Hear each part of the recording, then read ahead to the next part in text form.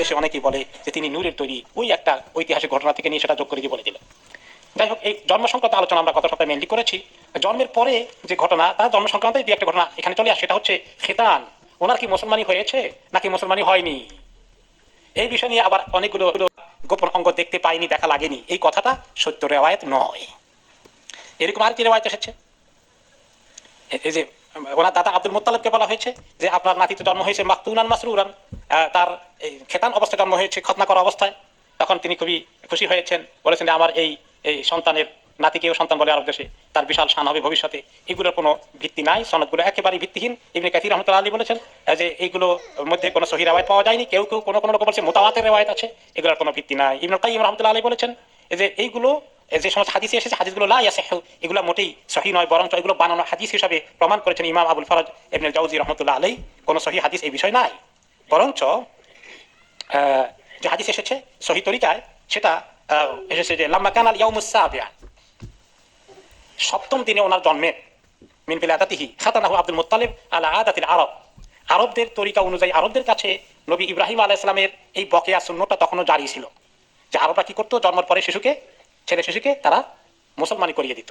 সেই তরিকায় সপ্তম দিবসে নবী করিম সাল্লাল্লাহু আলাইহি ওয়াসাল্লামের এই খাতনার ব্যবস্থা করেন তার দাদা আব্দুল মুত্তালিব, এবং ওই সপ্তম দিবসেই তিনি একটি আকিকা দান করেন, একটা ভেড়া দিয়ে আকিকা দান করেন, এবং একটি ছোটখাটো অনুষ্ঠানের আয়োজন করেন এই মুসলমানি খাতনা উপলক্ষে। এবং কোরাইশদের যারা আব্দুল মুত্তালিবের ঘনিষ্ঠ, তাদেরকে অনেকেই দাওয়াত দিয়েছিলেন। তো তারা জিজ্ঞেস করলেন, আপনার নাতির কি নাম রেখেছেন?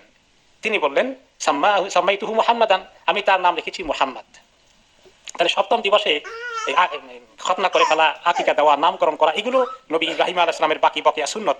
আরবদের মধ্যে, বিশেষ করে কোরাইশ সম্প্রদায়ের মধ্যে যারা ইব্রাহিম আলাইহিস সালামের পরবর্তী বংশধর, শিরক ঢুকে গেলেও এগুলো কিছু কিছু তারা জারি রেখেছিল। সেই তরিকা ওনার খতনা হয়েছে প্রপারলি, উনি বিনা খতনায় জন্মগ্রহণ করেননি, যেটা আমরা ছোটকাল থেকে শুনে এসেছি। এবং এইটা খতনা করার মধ্যে এমন অনেক লোক আছে, অনেক অমুসলিমও আছে খতনা ছাড়া জন্ম হয়। আমার আত্মীয়দের মধ্যে একজন আছে যে খতনা ছাড়াই জন্ম হয়েছে। এটা হইলেই তো অস্বাভাবিক, বিরাট কিছু বড় বুজুর্গের কারণ তো হয়ে যায় না। অমুসলিমদের মধ্যে ওইটা হতে পারে, আল্লাহ সৃষ্টি মধ্যে আল্লাহ এভাবে করেন।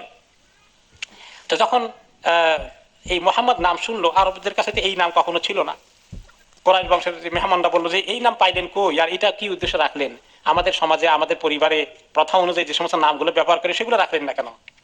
তখন তিনি জবাব দিলেন, আরাদতু আন ইয়াহমাদাহুল্লাহু তাআলা ফিস সামা ওয়া খালকুহু ফিল আরদ, আমি চেয়েছি এই সন্তানকে যেন আল্লাহ তাআলাও তার গুণ, তার প্রশংসা করেন, এবং জমিনের লোকেরা যেন তার প্রশংসা করে। মুহাম্মদ শব্দের অর্থ হচ্ছে যাকে অনেকেই প্রশংসা করে, মুহাম্মদ প্রশংসিত।